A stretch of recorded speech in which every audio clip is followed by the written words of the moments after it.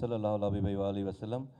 جناب ڈاکٹر باری صاحب, فرحان بھائی, مشہود بھائی اور جتنے آپ کے یہاں پہ ہمارے پرانے کچھ دوست ہیں, کچھ احباب ہیں, ڈونرز آپ کے, جو پیٹرن ان چیفز ہیں اور جو آپ کے سارے والنٹیئرز ہیں, تمام انڈس کے تمام لوگوں کو, اور جہاں جہاں میری آواز جاری, سب کو السلام علیکم. اٹس این آنر جی, مجھے اس موقع کو وٹنس کرنے کا آپ نے مجھے موقع دیا. باری صاحب, thank you very much for inviting me here. میں نے ڈاکٹر صاحبہ کی جو ہے وہ بات سنی, گفتگو سنی, جو ساری جرنی, سارا سلسلہ. اس قسمت کی بات ہے, آپ سب لوگ, ہر کوئی ہیرو ہے یہاں پر. آپ نے جس طرح سے اس ڈرائیو کو چلایا ہے, چلا رہے ہیں, یہ اللہ کی توفیق ہے, وہ جس سے کام لے لے. میں اس تمام لمحے ساری چیزیں سوچ رہا تھا کہ کتنا بڑا کام ہے. آپ لیٹ می جسٹ سے کہ بھئی یہ سب جنتی لوگ ہیں سارے نا, اور یہ نشانیاں ہیں ساری. اس کے علاوہ اور کیا کہا جا سکتا ہے. الٹیمیٹ آبجیکٹیو, الٹیمیٹ جو ہے وہ سارا جو گین ہے وہ تو اللہ کو راضی کرنا ہے. یہ دنیا امتحان ہے, اور بہت سارے لوگوں میں, بہت کم لوگوں کو اللہ یہ توفیق دے رہا ہے. ہماری کوشش ہے کہ چیزیں یہ بڑھے. تو یہ بہت بڑی, آپ لوگوں کے لیے بڑی اعزاز کی اور بڑے فخر کی بات ہے. میرے لیے اعزاز کی بات ہے کہ میں آپ کے درمیان یہاں پہ ان لمحات کو شیئر کر رہا ہوں. باری صاحب جو ہے وہ ان کا کہنا ہمیشہ جو ہے بولنا حکم ہوتا ہے. میں ایڈمائرر ہوں ان کا. یہ ہمارے ون آف دی ہیروز میں سے ہیرو ہیں, اور مجھے بہت ہمیشہ خوشی ہوتی ہے انڈس کو ان کے ساتھ ٹائم گزار کر, ان کے ساتھ جو ہے وہ ان کی باتیں ان سے سیکھ کر. ابھی ریسنٹلی ہم لوگ جب سے یہ تین مہینے سے یہ منسٹری ہمارے پاس ذمہ داری ہے میرے پاس, تو اتفاق ہے کہ میرا پہلا وزٹ جو ہے وہ انڈس کا ہی ہوا, جو نیا کیمپس ہے, اور باری صاحب نے بلایا اور ساری جو چیزیں تھیں. تو میں آپ سے بس شیئر کروں اس چیز کو. میڈیا چونکہ ہے تو اس کو تھوڑے سے میں الفاظوں کو آگے پیچھے اس کو ایڈٹ کر کے ہی وہ کروں. کہ دیکھیں ہمارے یہاں ایز اے منسٹر تو فیڈرل منسٹری کے پاس انفورسمنٹ نہیں, ہاسپٹلز ہم نے سارے دے دیے ہیں پروونسز کو. ہمارے پاس تو ریگولیشن ہے, اور پی ایم ڈی سی ہے, میڈیکل کالجز کا نظام ہے, اور نرسنگ کاؤنسل کا نظام ہے, اور دواؤں کی اور میڈیکل جو میڈیکل ایکوپمنٹس ہوتی ہیں ان کا ایک ڈریپ کا اقدار, اس طرح کی چیزیں ریگولیشن سے. تو ہاسپٹلز ہمارے پاس صرف اسلام آباد میں ہیں. جو اسلام آباد کے ہاسپٹلز ہیں وہی فیڈرل گورنمنٹ کے انڈر میں آتے ہیں. تو وہاں پر ایک ٹرشری کیئر کا ہاسپٹل ہے, پیمس ہاسپٹل جس کو کہتے ہیں آپ, 2-3 چھوٹے ہاسپٹل, اور ہمارے پاس 30 BHUs ہیں, اور وہ بیسک ہیلتھ یونٹس ہیں. یہ ہمارے پاس ایک وہ سیٹ, اور ایک ہاسپٹل ہے وہاں پہ ہمارے پاس جو کہ خالی پڑا ہوا ہے. کووڈ میں چائنیز بنا کر گئے تھے $4.4 ملین سے. 276 بیڈ کا ہاسپٹل ہے جو کہ پڑا ہوا ہے ویسے ہی خالی. ابھی جب میں گیا ہوں تو پتہ چلا کہ بھائی ایک ہاسپٹل ہے جو کہ 0 میٹر تمام ایکوپمنٹس کے ساتھ پڑا ہوا ہے وہاں پہ. اور اسی کے ساتھ اسی زمانے میں جرمن ڈونیشن سے ایک ہمارے یہاں RBC ایک بلڈ بینک بنا ہے وہاں پہ بہت بڑا. وہ بھی کوئی 2 منزلہ عمارت ہے اس کی, state of the art occupied پڑا ہوا ہے.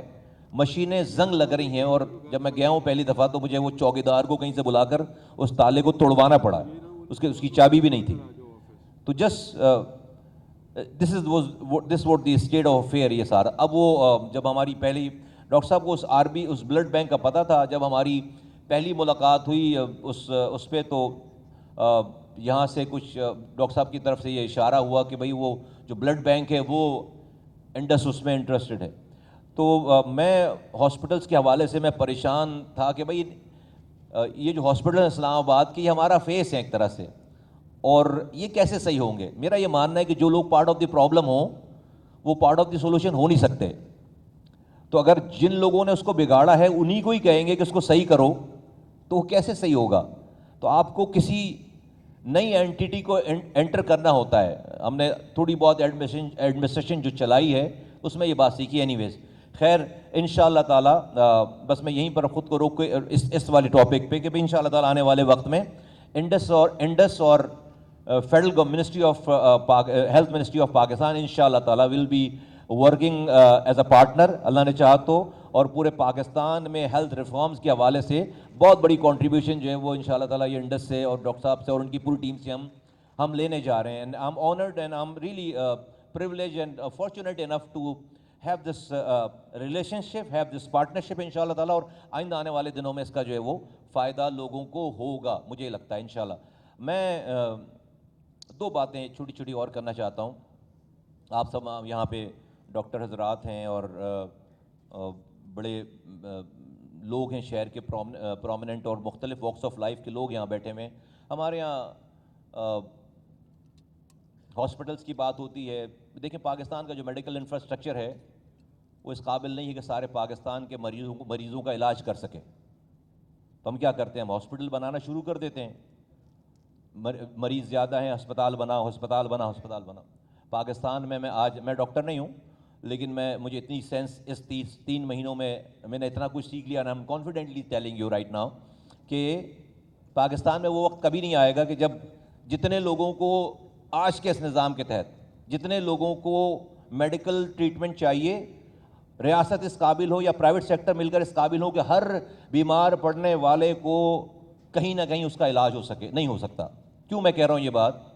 کیونکہ جو ہماری پاپولیشن ہے اور جو اس کی ریکوائرمنٹ ہے اور جو ہماری نیڈ ہے, ہماری ریکوائرمنٹ, ہماری جو ہیلتھ کیئر سیکٹر کی نیڈ ہے, اس کے اندر جو گیپ ہے وہ ہر دن کے گزرنے کے ساتھ وہ بڑھتا چلا جا رہا ہے.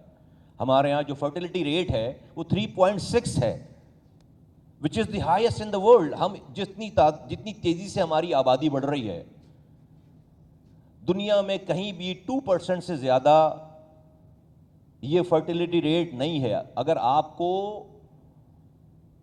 اپنے لوگوں کو سرو کرنا ہے تو ہمیں اس پاپولیشن کو کہیں نہ کہیں اس کو ایڈریس کرنا پڑے گا. یہ ہو نہیں سکتا کہ آپ پہلے پھر دوسری بات تو اس وقت اگر آپ کوئی بھی ہاسپٹل بنا دیں گے وہ فلڈڈ ہو جائے گا لوگوں سے. میں جب جاتا ہوں ہاسپٹلس تو ایسا لگتا ہے کہ وہاں پر کوئی جلسہ ختم ہوا ہے, ابھی پبلک میٹنگ ختم ہوئی ہے, ریلا آ رہا ہے اور وہ جا رہا ہے.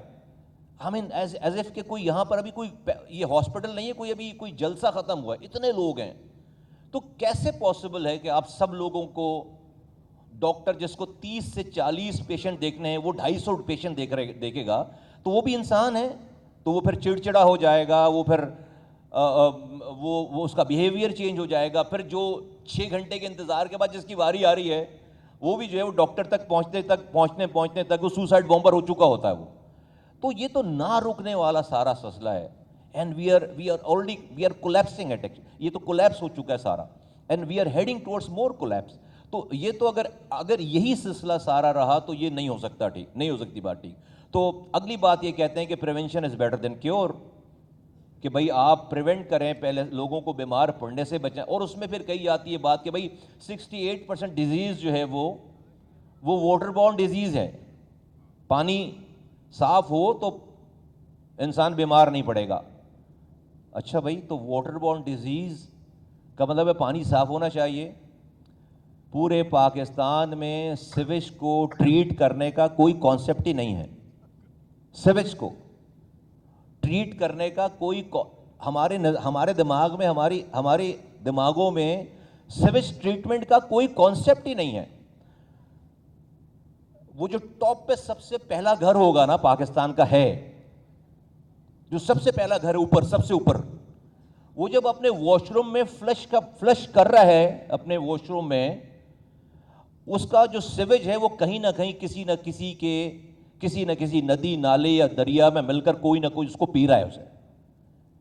آل دا وے فرام گلگت بلتستان سے لے کر کراچی تک, اگر آپ کسی ندی نالے کا پانی پی رہے ہیں تو کہیں نہ کہیں سے اس کے اندر کانٹامنیشن ہے, کیونکہ ہماری ہاؤسنگ سوسائٹیز کو پرمیشن دینے سے میں کوئی یہ سیویج ٹریٹمنٹ کا اس میں کوئی کانسیپٹ ہی نہیں ہے.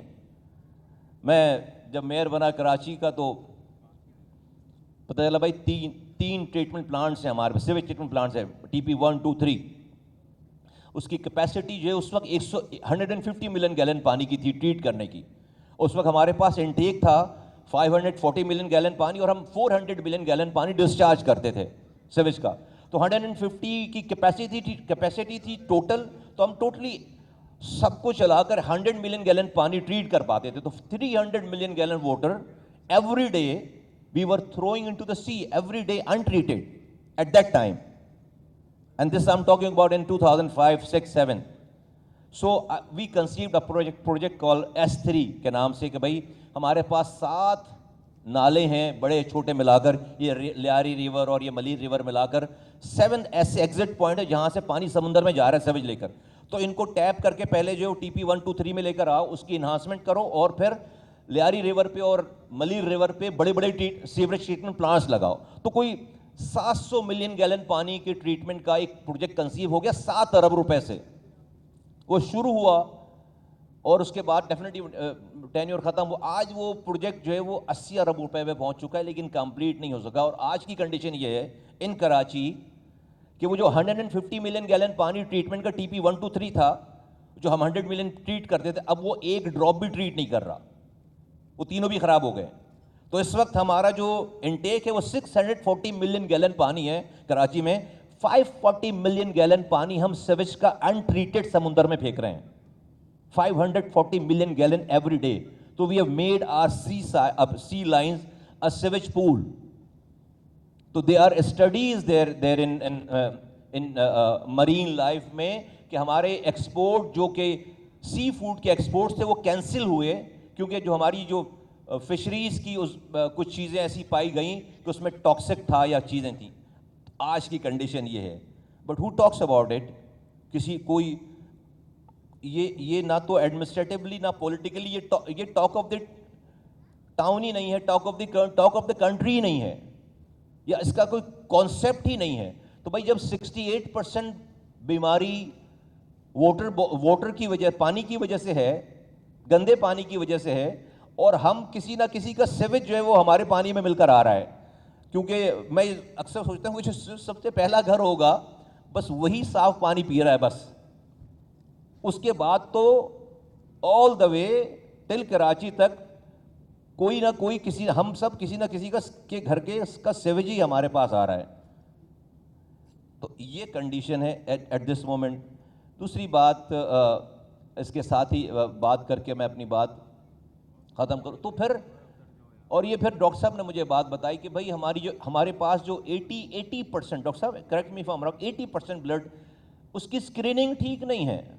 ہم غلط خون, تو ڈاکٹر صاحب کا کہنا ہے کہ پانی اور خون ٹھیک کر لیں, پانی اور خون ٹھیک کر لیں ہم اپنا, تو ہماری جو ہے وہ ہمارے یہاں ہماری 80% ہمارے پرابلم ریزالو ہو جائیں گے. تو اب جو آج کی سچویشن ہے وہ یہ ہے, سوری میں لیٹ ہو گیا نا اس میں, بس تو مجھے آپ نے بلانا نہیں تھا. آج کی سچویشن یہ ہے کہ ہمارے یہاں پیدائش ہو رہی ہے بچوں کی, پھر ہم اس کو گندا پانی پلا رہے ہیں, پھر ہم اس کو غلط خون لگا رہے ہیں, اور بہت بڑی تعداد میں پہلے مریض بنا رہے ہیں اور اس کے بعد پھر اسپتالوں میں لے کر آ رہے ہیں. تو بچوں کو کینسر ہے, کڈنی فیل ہے, جو چیزیں سنی نہیں تھی کبھی زندگی میں. تو یہ تو بڑی عجیب سی سچویشن ہے. یہ تو ایک عجیب سمت میں دوڑے چلے جا رہے ہیں, اور کسی کو ہاسپٹل بناتے چلے جا رہے ہیں, اور ہاسپٹلز آپ کے آبسلیٹ ہوتے چلے جا رہے ہیں. تو ہمیں رک کر کہیں پر اس پریونشن پہ, اس برتھ کنٹرول پہ, اور اس پانی پہ, بلڈ ٹرانسفیوژن پہ ہمیں اس پہ کام کرنا پڑے گا. تو انویسٹمنٹ جو ہے وہ اس جگہ پہ آنی چاہیے. پہلے تو ہم اپنی پرابلم کو پرابلم سمجھیں, اور اس کے بعد اس کے سولوشن کی ہم اس کی بات کریں, اور مل کر اس کی ہم اویئرنیس اس میں اس کے ساتھ ہم اس کی اویئرنیس کریٹ کرتے چلے جائیں. تو مجھے بہت خوشی نہیں ہے کہ میں اپنے فنڈ کو ہاسپٹل پہ لگاؤں, نئے ہاسپٹل بنانے پہ لگاؤں. ہم لوگوں کو بیمار پڑنے سے بچانے پہ پیسے لگائیں کہ وہ بیمار ہی نہ پڑیں. اس کے اوپر انویسٹمنٹ ہونی چاہیے, ہوگی. بلڈ بینک کے حوالے سے میں ابھی کچھ کہہ نہیں رہا, بلڈ کے حوالے سے ابھی میں کچھ کہہ نہیں رہا. انشاءاللہ تعالی ہمارا جو بھی انفلوئنس ہے, بڑی اس کی کنٹینیوس ڈرائیو ہونی چاہیے ہر آرگنائزیشن میں. ہماری بھی جو آرگنائزیشن ہے انشاءاللہ تعالی ہم نے پہلے کی بھی ہیں, اور دوسری انسٹیٹیوشنز کے لیے, انڈس کے لیے بھی کریں گے, اور بڑے ریگولر بیسس